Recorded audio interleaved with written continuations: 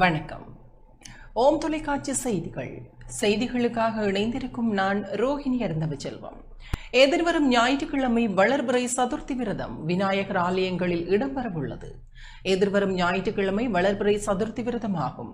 இதனால் விநாயகர் ஆலயங்களில் விசேட அபிஷேகம், பூஜை, சதுர்த்தி உற்சவம், சிறப்பான வழிபாடுகள் என்பன நடைபெற உள்ளன.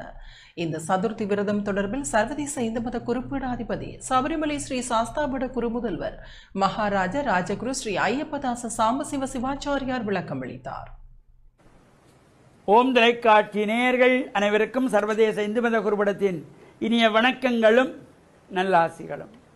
எதிர்வருகின்ற ஞாயிற்றுக்கிழமை விக்னங்கள் தீர்க்கின்ற விநாயகப் பெருமானை வேண்டி வழிபாடு செய்கின்ற சதுர்த்தி விரதம், வளர்பிறை சதுர்த்தி. இந்த சதுர்த்தி விரதமானது திதி அடிப்படையாக கொண்டது. இது வளர்பிறையிலும் சதுர்த்தி வரும், தேய்பிறையிலும் சதுர்த்தி வரும். அமாவாசை 4வது நாள் வளர்பிறை சதுர்த்தி, பௌர்ணமி 4வது நாள் தேய்பிறை சங்கடகர சதுர்த்தி. அந்த வகையிலே இது வளர்பிறை சதுர்த்தி. இந்த சதுர்த்தியிலே விநாயகப் பெருமானுடைய ஆலயங்களிலே நடைபெறுகின்ற விசேஷமான அபிஷேக, பூஜை, வழிபாடுகள், ஆராதனைகள் கலந்து விநாயகப் பெருமானுக்கு பிரீதியான சிதறுதேங்காய் அடித்து வழிபாடு செய்கின்ற பொழுது எல்லா விதமான துன்பங்களையும் விலகிவிடுவான். விநாயகப் பெருமானுக்கு விருப்பமான கொழுக்கட்டை, மோதகம், அவல், மாம்பழம், பால், ராசவள்ளிக்கிழங்கு இவையெல்லாம் அங்கே படைத்து நிவேதனம் வைத்துக் கொள்வார்கள்.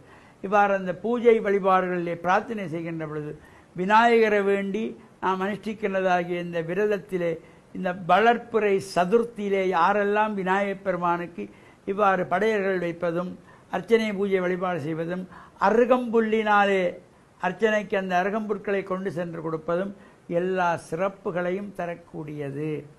இது சக்தி கணபதி சதுர்த்தி என்று சிறப்பாக சொல்லிக் கொள்வார்கள். அவ்வாறு எல்லா விதமான வல்லமையை நமக்கு தரக்கூடிய, அனைத்து சக்திகளையும் தரக்கூடிய இந்த சக்தி கணபதியினுடைய இந்த சதுர்த்தியிலே நாமும் விநாயகப் பெருமான் ஆலயங்களிலே சென்று வழிபாடு செய்து இறையருளையும் பெற்று மண்ணில் நல்ல வண்ணம் வாழ ஓம் தொலைக்காட்சி நேயர்கள் அனைவருக்கும் சர்வதேச இந்து மத குருபடத்தின் சார்பில் நல்லாசிகளை கூறிக்கொள்வதில் மனமகிழ்வு கொள்கிறோம். வணக்கம். இத்துடன் ஓம் தொலைக்காட்சி செய்திகள் நிறைவு பெறுகின்றன. தொடர்ந்து நமது ஓம் தொலைக்காட்சி நிகழ்ச்சிகளோடு இணைந்து கொள்ளுங்கள். வணக்கம்.